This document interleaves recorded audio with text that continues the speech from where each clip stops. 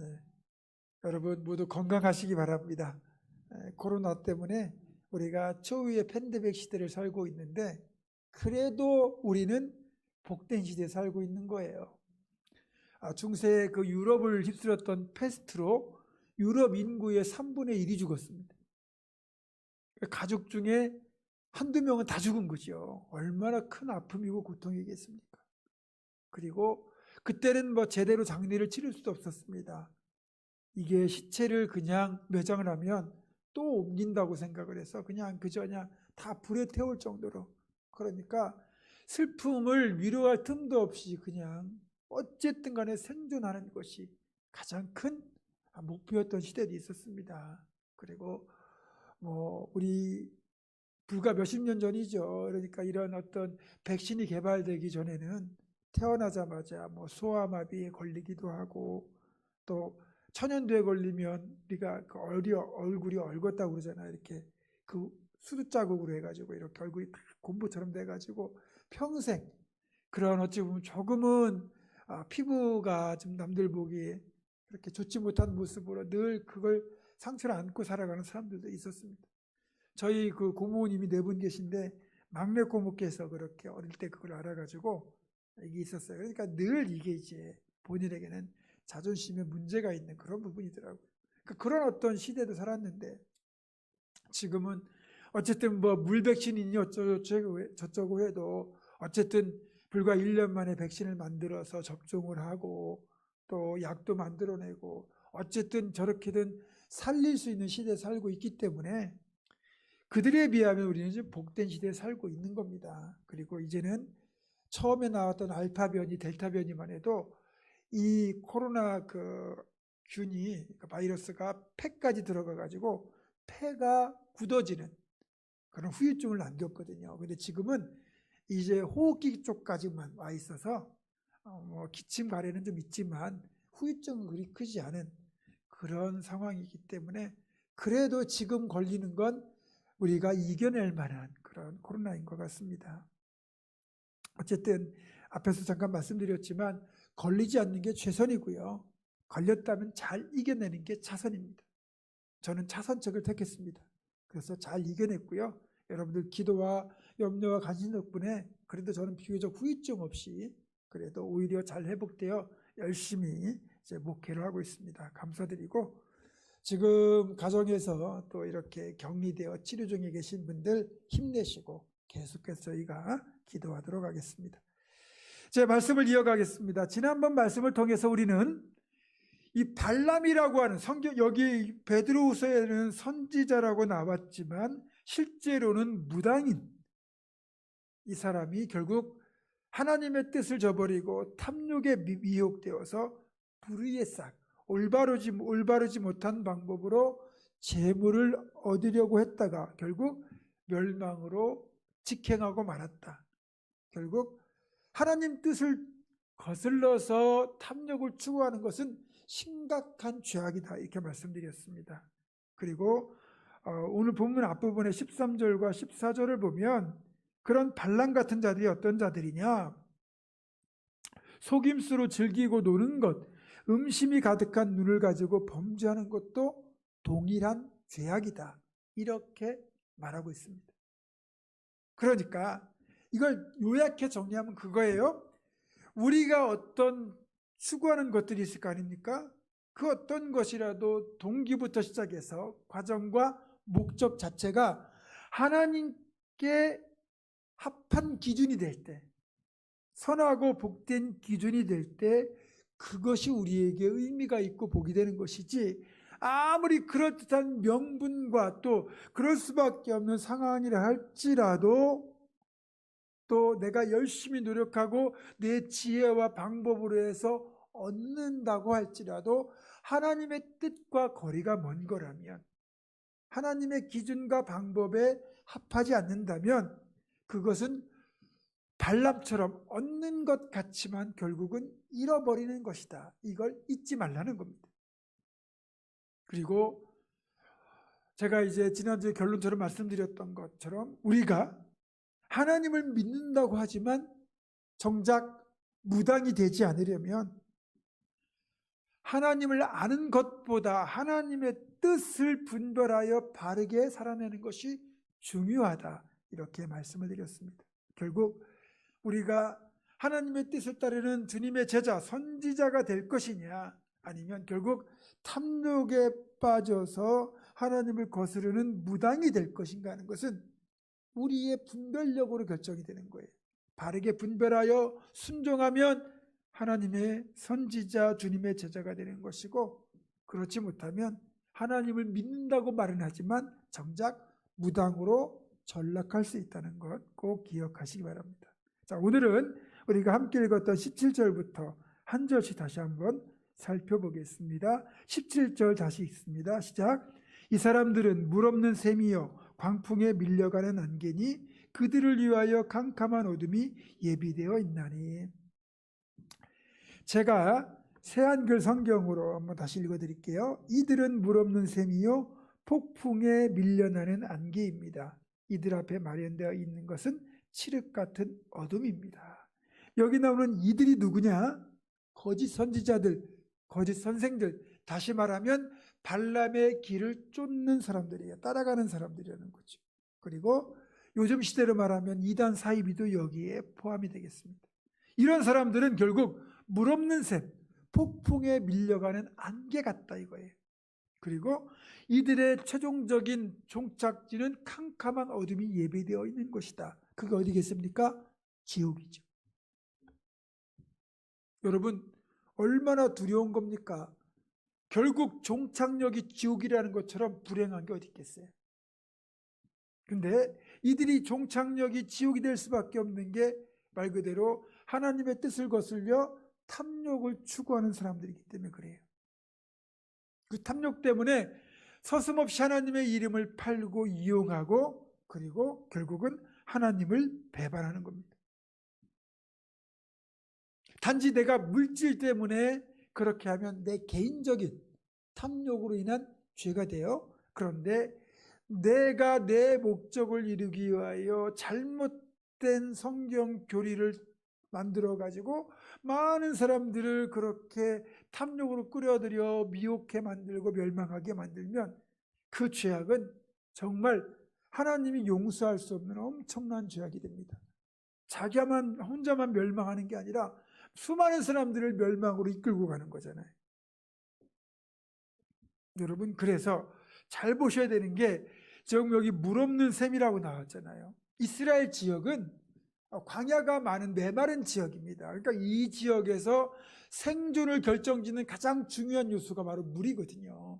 그러면 여러분, 사막에도 오아시스가 있듯이 광야에도 샘이 있습니다. 그래서 그 샘을 의지하여 목자와 가축들이 이제 거기서 삶의 터전을 이루고 살아가는 거거든요. 그래서 거기에 샘이 있으니까 물이 있을 것이라고 생각을 하고 그 먼 길을 걸어갔다고 생각을 해보세요. 근데 샘을 발견하긴 했는데 정작 그 샘이 물이 없는 샘이다. 메마른 샘이다. 그럼 어떻게 되겠습니까? 죽는 겁니다. 그러니까 이단 사이비, 이런 발람 같은 가짜들의 특징은 샘처럼 보여요. 겉모습은 샘이에요. 그런데 그 샘의 가장 중요한 본질인 물이 없다는 거죠. 그러니까 생명인 줄 알고 갔는데 죽음이라는 거죠. 여러분, 그래서 우리가요, 이 분별력이 필요한 것이 양떼 입장에서 목자를 선택할 수 있다고 본다면 지금 내가 따를 이 목자가 주님 같은 선한 목자인가, 아니면 양을 잡아먹거나 팔아먹게 되는 그런 사꾼 목자인가를 분별해야 돼요. 그렇지 않으면 똑같은 목자라고 생각해서 따라갔는데 사꾼 목자를 만나면 그 양의 목숨은 언제 끝날지 모릅니다. 주님이 나는 선한 목자라 말씀하시면서 그 설명을 보면 사꾼 목자 주님을 비유하시거든요. 그 당시 예수님 당시에도 진짜 자기 양을 치는 목자가 있었고, 돈을 받고 싹쓸 받고 남의 양을 쳐주는 그런 고용된 목자가 있었어요. 그게 이제 사꾼 목자인데, 이 사꾼 목자는 이 양이 내 양이 아니에요. 그냥 나는 이 양을 쳐주고 보상만 받으면 돼요. 그러다 보니까 그 당시 사꾼 목자들의 관행이 뭐냐면, 사꾼 목자가 아무리 양떼를 잘 돌보아도 한밤중에 늑대가 와서 양떼를 물어가거나 뭐 사나운 맹수가 덤벼들어 가지고 그렇게 목자를 위협하면서 양을 물어가면 양떼에서 양이 뭐 한두 마리씩 많으면 몇 마리도 얼마든지 손실이 날 수 있다는 거죠. 그러니까 양떼를 맡긴 주인 입장에서도 한두 마리 정도 양떼 손실이 나는 거는 눈 감아줬어요. 그런 걸 이용해 가지고 아니 못된 이 사꾼 목자들이 양을 몰래 잡아먹거나 아니면 한두 마리를 몰래 뒤로 빼달려 가지고 팔았어요. 그리고 사나운 맹수가 달려들면 남의 양떼 지켜주다가 내가 다치거나 죽으면 나만 손해다. 그리고서는 양떼를 내팽개치고 그냥 도망가 버렸어요. 그러면 그 맹수의 밥이 된 양떼 중에 몇 마리가 죽임을 당할지 모르는 거거든요. 그러니까 양떼는 목자만 믿고 있다가 마른 날에는 날벼락으로 당하는 거예요. 자, 그러면 여러분 사꾼 목자를 만나는 양은 그만큼 위험에 노출이 되는 것이고, 선한 목자를 만나면 그 양은 진짜 복을 받는 거예요. 왜냐하면 선한 목자는 양들을 위하여 자기 목숨을 버리거니와 내가 죽는 한이 있더라도 양을 지켜내요. 다윗이 그런 목자였잖아요. 그리고 양 한 마리를 잃어버리면 찾을 때까지 찾아다니기까지, 그 정도로 양을 위하여 정말 최선을 다하죠. 그러면 선한 목자를 만나는 양과 사꾼 목자를 만나는 이 양떼의 운명은 극명하게 갈릴 수 있는데, 만약에 양 입장에서 목자를 선택할 수 있다면 선한 목자인 것을 알아볼 수 있는 분별력이 필요하잖아요. 내가 어느 교회를 나갔어요. 교회를 잘 몰라서 어느 교회를 갔는데 하필이면 그 교회가 이단인 줄 어떻게 알았겠어요? 그러면 나중에 주님의 심판대 앞에 서서 너는 왜 이단 사입에 빠졌느냐? 저는 거기가 교회인 줄 알고 갔는데 이단 사입인 줄 몰랐습니다. 라고 핑계댈 수 없다는 거예요. 분별력은 우리의 몫이거든요. 적어도 여러분은 기독교라는 진리를 먼저 분별은 기가 막히게 잘하셨어요. 두 번째로 교회를 선택하고 분별하는 그 문제에 있어도 제가 볼 때는 여러분 정말 최고의 선택을 하셨습니다. 우리 교회는 복음의 진리 위에 이 말씀을 지키고자 노력하는 가장 건강한 교회이고요. 한국에 그런 개신교단이 많이 있잖아요. 장로교, 감리교, 성결교, 침례교 뭐 많이 있는데 그 많은 교단과 또 장로교 안에서 수많은 교파가 있는데 제가 볼 때는 정말 양심을 걸고 여러분에게 솔직하게 말씀드리면 가장 건강하고 균형 잡힌 그런 신앙과 신학을 추구하는 대한예수교 장로의 통합적 산하의 교회이기 때문에, 그리고 저도 그 안에서 또 교육받고 자란 그런 목회자이기 때문에 적어도 뭐 최고의 주님 닮은 선한 목자는 아니지만 그런 목자가 되려고 애를 쓰는 목자이기 때문에 여러분 앞에 사꾼 목자는 아니라는 거지. 그러니까 여러분은 잘 분별하셨는데 그런 분별력이 없는 사람들이나 잘못 미혹되어 엉뚱한 길로 빠지는 자들이 가장 불행하는 거죠. 그래서 양을 물 없는 샘으로 이끌어가는 그런 사꾼 목자도 참 나쁜 놈이지만 그걸 진짜 목자라고 알고 따라간 양들에게 책임이 없다고 말할 수는 없는 거예요. 자기 스스로 깨어 분별하지 못한 책임이 자신에게도 있는 겁니다. 자, 18절이 있습니다. 시작. 그들이 허탄한 자랑의 말을 토하며 그릇되게 행하는 사람들에게서 겨우 피한 자들을 음란으로서 육체의 정욕 중에서 유혹하는도다. 조금 어렵죠? 제가 새한글 성경으로 읽어드릴게요. 이들은 터무니없는 빈말을 부풀려서 떠들어댑니다. 육신의 욕망을 쫓아 멋대로 놀아는 일로 유혹의 미끼를 던집니다. 헤매며 살아가는 사람들에게서 이제야 피해 벗어난 사람들에게 그렇게 합니다. 그러니까 이제 아무것도 없는 그 근거가 빈약한 걸 가지고 이렇게 부풀어서 떠든다는 거죠. 침소봉대라는 말. 여러분, 사기꾼이요 사기를 칠 때요 허무맹랑하게 치진 않아요. 요만한 근거가 있어요. 이거를 이제 크게 부풀려가지고 이게 아름드리 나무라고 그렇게 속이는 건데, 여러분, 제가 앞에서 그 사꾼 목자를 착각하고 따라가는 양들도 책임이 있다고 말씀드렸잖아요. 자, 사기치는 놈도 나쁜 놈이지만 사기를 당하는 사람도 잘한 게 하나도 없어요. 왜 그러느냐? 사기를 당하는 건 내가 욕심이 있기 때문에 그 욕심에 이끌려서 결국 귀가 솔깃해지고 그래서 사기를 당하는 거예요. 제가 예전에 말씀드렸는데 저희 고종사촌 형하고 제가 중학교 1학년 때 이제 그 형이 이제 인천에서 공장을 다녔는데 제가 방학 때 놀러 갔어요. 그래서 하루 쉬는 날 저를 데리고 인천 그 자유공원 있죠. 메가드 동상이 있는 그 화교 거리 그 있는 그쪽을 데리고 놀러 가서 이제 구경을 하고 내려오는데 야바이꾼을 만난 거예요. 이렇게 딱지 3장을 뒤집어 가지고 초록색 있는 딱지를 뒤집으면 건돈에 2배를 주는 거예요. 근데 옆에서 사람을 보는데 저도 봐도요. 어떤 건지 뻔히 아는데 거는 사람이 자꾸 틀리더라고요.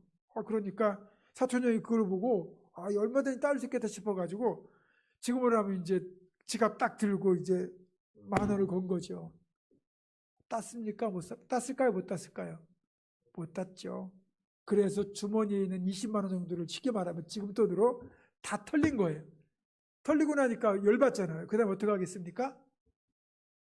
시계 풀었죠. 그래도 당했습니다. 이길 수가 없는 게임이에요. 나중에 그 야바이꾼이 불쌍하다고 시계 돌려주고 차비 10,000원 줘가지고 돌려보내더라고요. 제가 거기서 야바이꾼을 절대로 이길 수 없다는 걸 확실하게 알았어요. 자, 그래서 내가 지갑을 다 털렸다. 어디가 사소연합니까? 내 잘못이죠. 그러니까 결국 그건 왜 그러냐면 내가 여기다 10,000원 걸면은 10,000원 쉽게 벌겠다는 그 돈 욕심이 생겼기 때문에 한 거지. 아이고 저 10,000원 벌어야 뭐해? 뭐 저거 해서 뭐해? 이렇게 생각했으면 미혹될 일이 없어요. 내가 미혹당하는 것은 그 분야에서 적어도 내가 욕심이 있기 때문에. 그래서 결국은 미혹을 당하는 거예요. 다만 베드로 사도는 이제 안타까운 마음을 품는데 그게 뭐냐? 보면 그릇되게 행하는 사람들에게서 겨우 피한 자들이에요. 이 사람들이. 그러니까 잘못된 길, 즉 예수를 믿지 않고 멸망으로 가는 그 이방 종교를 믿는 아니면 도덕적으로 아주 타락한 그런 데서 이 기독교라는 진리를 발견해가지고 겨우 예수 믿기로 작정한 사람들, 그 사람들이 이 교회 안에 들어와가지고 또 이단 사이비를 만나는 거예요. 쓰레기차 피한 줄 알았는데 똥차를 만난 거죠. 그래가지고 겨우 위기를 벗어났는가 했더니 결국 더 심각한 위기를 만나게 된 거죠. 근데요, 어쨌든 이런 일이든 저런 일이든 그 우리 안에 어떤 본성에 결국 노출되게 되면 그런 일을 겪는 겁니다. 꼭 당하는 사람이 당해요. 안 당할 사람은 안 당합니다. 왜냐하면 지나치게 냉철하거나 별로 그런 욕심이 없어요. 그래서 유혹을 해도 유혹당할 일이 없거든요. 제가 말씀드렸잖아요. 저는 술, 담배를 아예 배우지 않고 그 자체에서 욕망이 없기 때문에 아무리 술, 담배를 가지고 저한테 뭐 맛있고 좋다고 하도 저는 관심이 없어요. 근데 예를 들어서 제가 그거를 간신히 끊었고 지금도 억지로 참고 있는 상황이다 그러면 만약에 목사님 본 사람 없는데 한잔 하시죠. 이거 좋은 겁니다. 이러면서 자꾸 하면 예를 들어서 제가 거기에 만약에 약하다면 넘어질 수도 있겠죠. 어쨌든 승리하려면 욕망은 끊어야 돼요. 건강한 욕망, 거룩한 욕망이 아니라 잘못된 욕망을 말하는 겁니다. 자, 19절 있습니다. 시작. 그들 중에 그들에게 자유를 준다 하여도 자신들은 멸망의 종들이니 누구든지 진 자는 이긴 자의 종이 됩니다. 자, 17절, 18절이 이렇게 좀 강하게 이야기할 수 있는 이유가 뭐냐? 이들이 어떤 사람들인가를 다시 말해주는 거예요. 자, 지금 사람들을 미혹하면서 이 잘못된 사람들이 하는 말이 뭐냐? 너 우리만 따라오면 자유를 줄 거야. 구원을 줄 거야 라고 얘기한다는 거예요.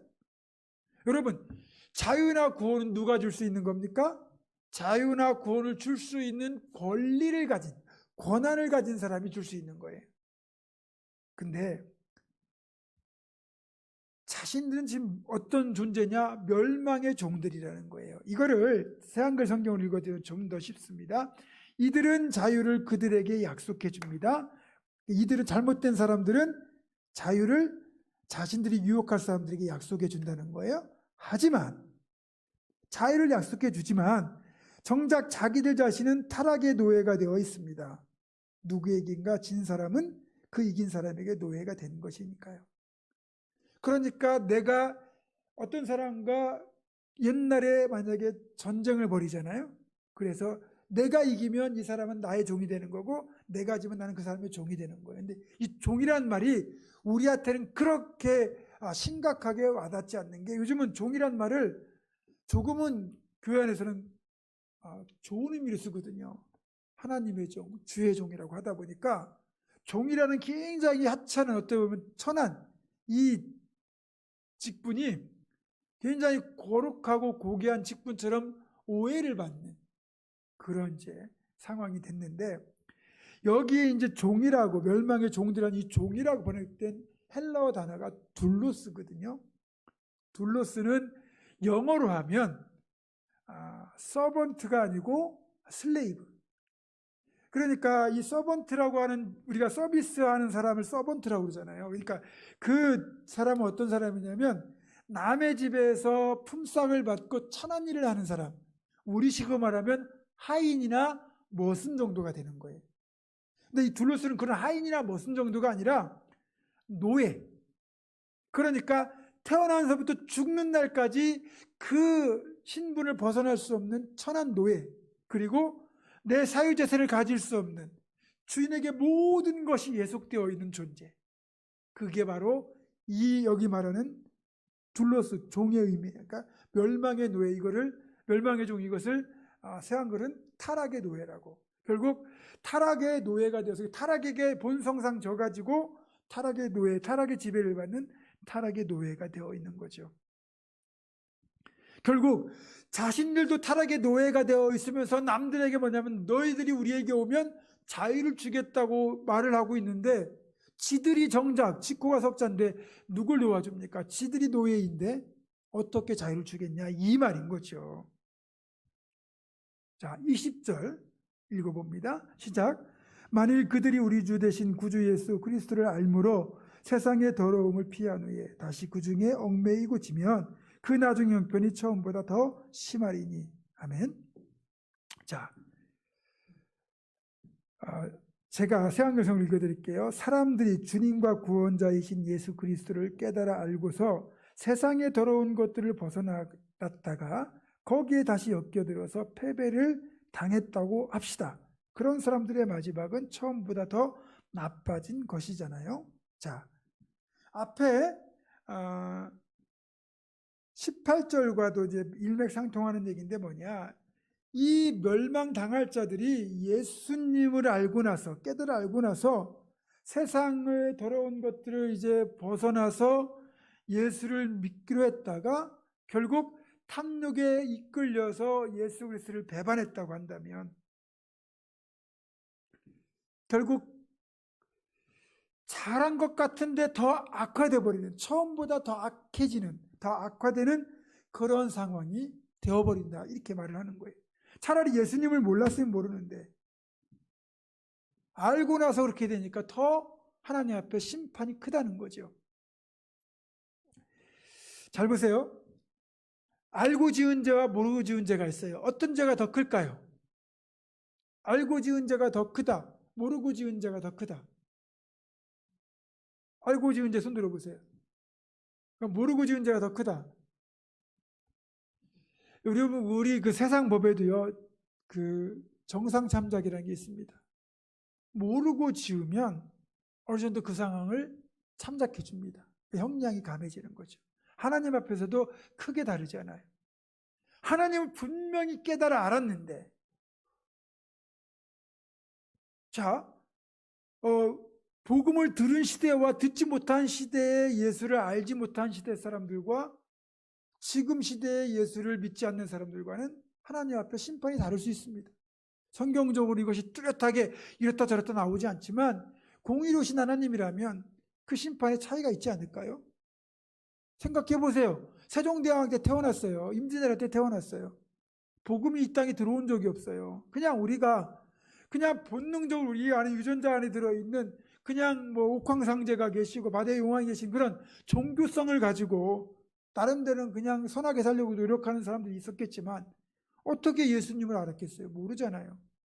그래서 예수를 모르고 죽은 사람들과 우리가 그렇게 붙잡고 예수 믿어야 산다고 예수 믿어야 구원받는다고 얘기하는데도 모른 척한 사람들과 하나님 앞에 똑같은 심판을 받을 거다?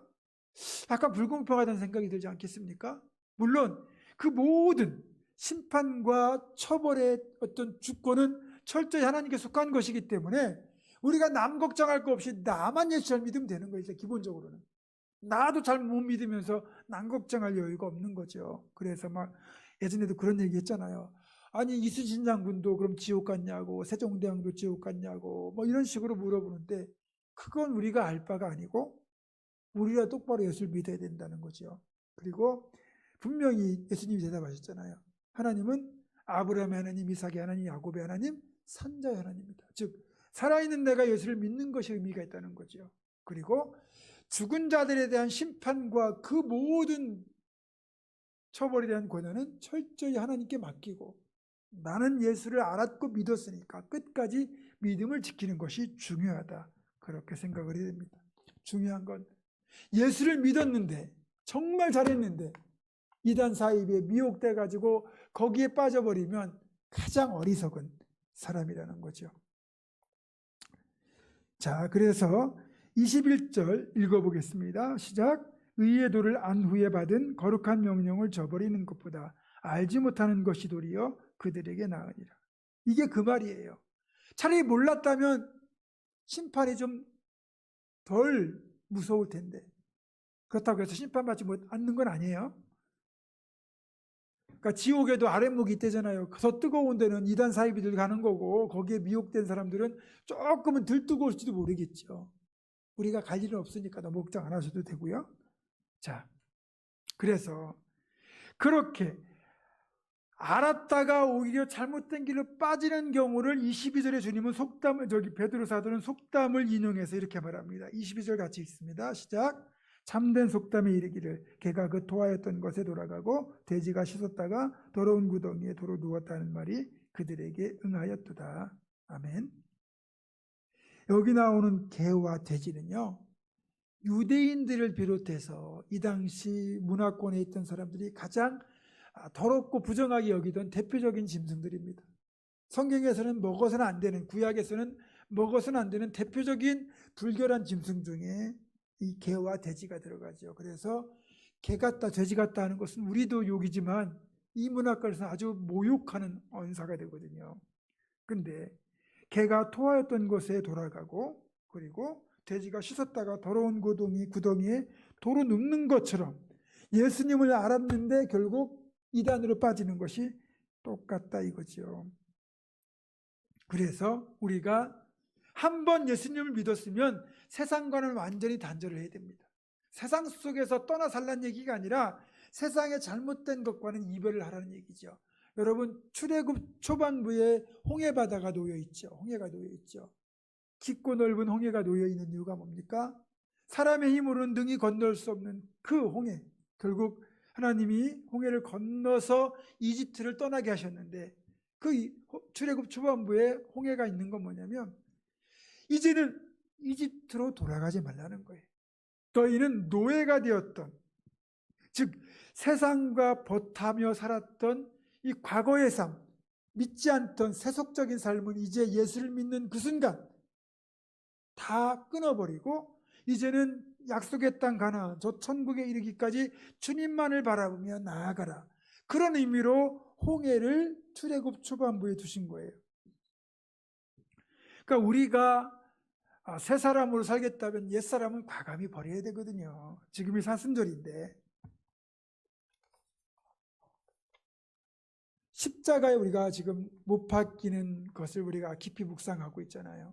자, 이 장면을 우리가 이 본문 말씀과 연결해서 한번 말씀드리면, 한 젊은 청년이 나이가 지긋한 성도에게 십자가에 못 박힌다는 게 무슨 뜻이냐고 물었습니다.